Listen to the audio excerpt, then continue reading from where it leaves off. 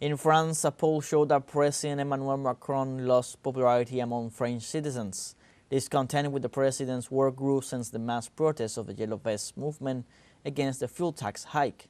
Polls show that 79% of those interviewed reject President Emmanuel Macron's administration. This is 2 years before the end of his term. France faces a political crisis marked by instability due to the handling of anti-government protests, migratory measures, division in parliament, among others. In other news, in the Democratic Republic of the Congo, thousands flee from refugee camps in the city of Goma due to heavy armed clashes. Armed groups have advanced along the border with Rwanda near the city of Goma, where some 2 million people live. For its part, the government of the Democratic Republic of the Congo announced a rupture of diplomatic relations with Rwanda due to its alleged support for the violence. At the same time, the United Nations Security Council brought forward an emergency meeting on the escalation of the conflict.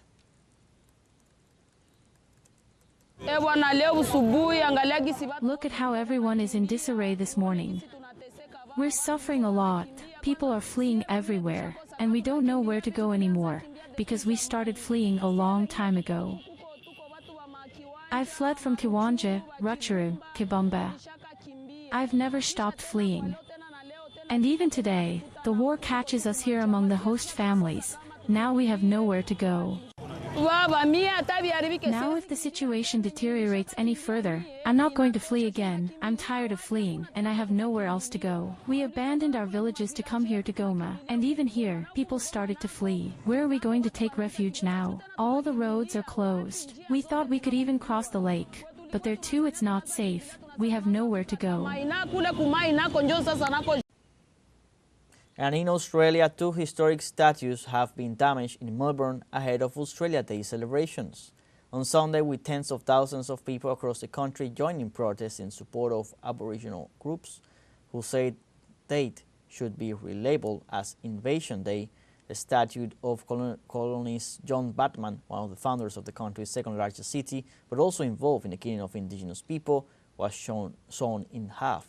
Whereas another monument, this time commemorating Australian soldiers in the First World War, was daubed in red paint and the words "Land Back." Australia's National Day is observed on January 26 as a date of mourning for many Indigenous Australians, for it marks the day Captain James Cook landed in Sydney Cove, thus starting the country's colonization by the British.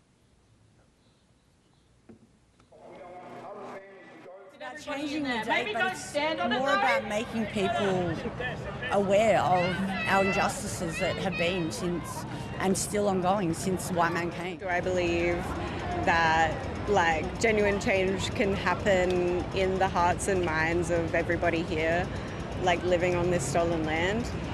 No, but having hope for the resistance. You just can't stop resisting. That's not a choice, because if you do that, you're complicit.